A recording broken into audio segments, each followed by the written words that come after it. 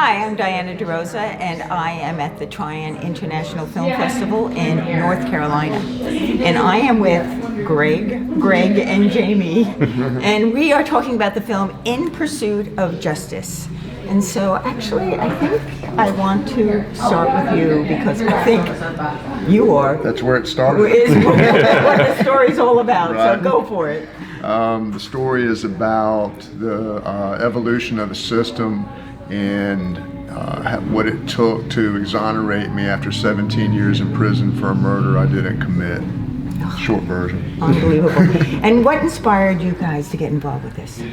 We met Chris Muma, who is the attorney that worked on Greg's case while I was doing another project, and she called up after that project was done and said, would you be interested in doing a documentary on Greg's case? That was 2 weeks after Thanksgiving in 2009. And of course we said yes, and pretty much there until Greg was exonerated 3-4 months later. It was like having a tiger by the tail. Oh my God. They went to prison and interviewed me for how many hours, do you think? Oh, probably at 6 of those interviews. And what about you? What really inspired you to get involved with this? Well, the criminal justice reform is something I'd always been interested in, even from a teenager. And just the opportunity, we did not know, no one knew how this was actually going to turn out as far as Greg's case.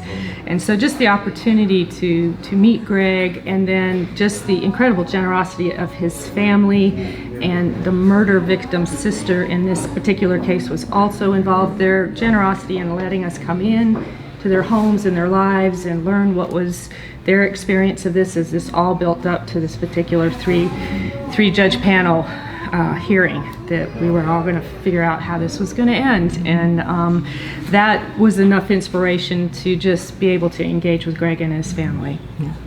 Well, Greg, I think if I were knowing this and thinking about this, the question I would want to ask is, what was it like? What was it like to be accused of something you didn't do, and then to go through that, travel through that journey, and then finally have justice be served? It was living a life with no purpose for essentially 20 years, spending every waking minute asking why. It was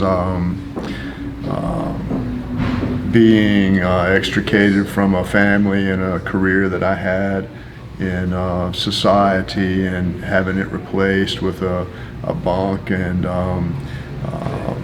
bunk mates and dorm mates that I didn't exactly get to choose.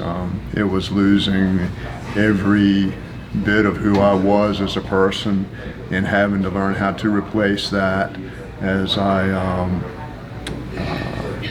struggle to survive in prison. Wow. Yeah. From your part, there had to be a certain amount of, is there any chance that this could be real, that he really may have done this? So what was it that turned you around and made you realize, this guy is truly innocent? Chris gave me a brief to read when we had that meeting together, and I read it, and I'm an English major and do video production for a living. I said, Chris, I don't know what this means. I believe that you believe that Greg is innocent and she is a dynamo, and that was just the first thing. And then after, or even during the first interview we did with Greg, it was like, you just listen to Greg speak, and I think the quality of his character comes through. Yeah. And when they speak of Chris, they're referring to Chris Muma, who's the executive director of the North Carolina Center on Actual Innocence, where at the time I applied, they were accepting somewhere around 900 applications per year. And out of that 900, she might find just 1 or 2 that are worthy of, pursuing to find out, the facts of their cases. So my case was one of the ones that she had selected, and the center had worked on my case for 2 years before realizing there was no way that I could get back into court, and I was looking at dying in prison. So during that time, Chris was working hard to lobby for the establishment of the North Carolina Innocence Inquiry Commission. So her being directly involved in that process, she recognized that perhaps that process is what I needed to be able to get access to the evidence that she could use to exonerate me. And that's how it all happened, and over a span of about 4 years after I had already exhausted all of my appeals. Wow. So let's talk about the film a little bit.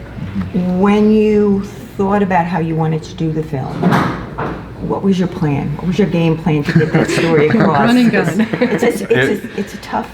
It's a very complicated story, and there are parts of it that I tell people afterwards because it's still, there's such more stuff out there that is so interesting about this, but we thought about different ways to formulate it. Do you do it chronologically, which ultimately is what we chose, or do you do all these other devices? And really when it came down to it, you had to, my goal was everybody would know that Greg is out of prison, that pays attention to the news. My goal was when we got to the 3-judge panel making their decision, I wanted them to be unsure about it.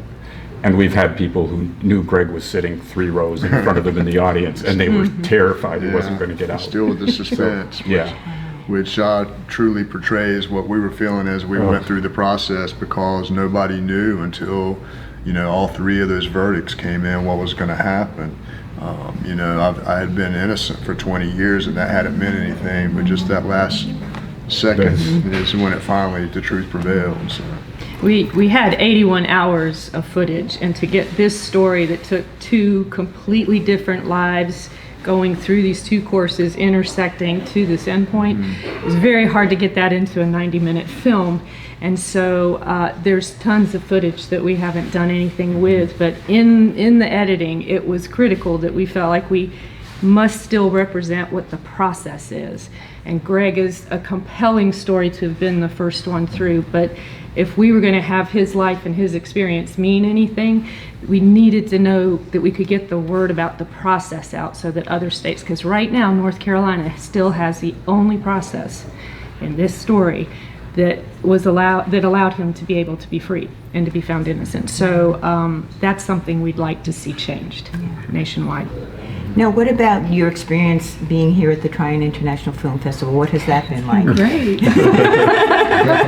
It's such a fun town, and Bo and Kirk clearly are really great hosts, and they make you feel at home. And we had a sponsor, which we have never had at a film festival before. So Ray McLeese was our sponsor for the film. So he's been getting the word out to a lot of people in the legal profession, and a lot of the vendors, and hey Ray, a lot of the vendors in the restaurants and wait staff, and everybody's just been incredibly gracious. So we've been very pleased. It's been a lot of fun. It's a lot of fun. It's a great town, very welcoming. Yeah. And Greg, for you, how has it been? He just got off the plane.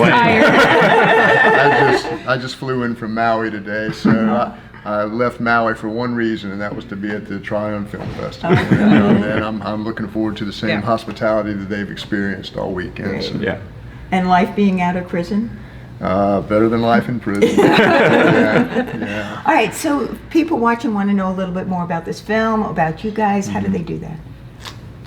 Well, we have a Facebook page, In Pursuit of Justice Film. You can find that, and a website that's exactly the same, inpursuitofjusticefilm.com. So there's little cuts from the film on there. There's other information, and there's actually a link to a short we did on Greg's experience while in prison and the lost relationship to his daughter, who was 9 when he went in and 26 when he came out. Wow. That's a lot of the emotional material that we had that was just so important that we couldn't get it into the other film and still tell that process story.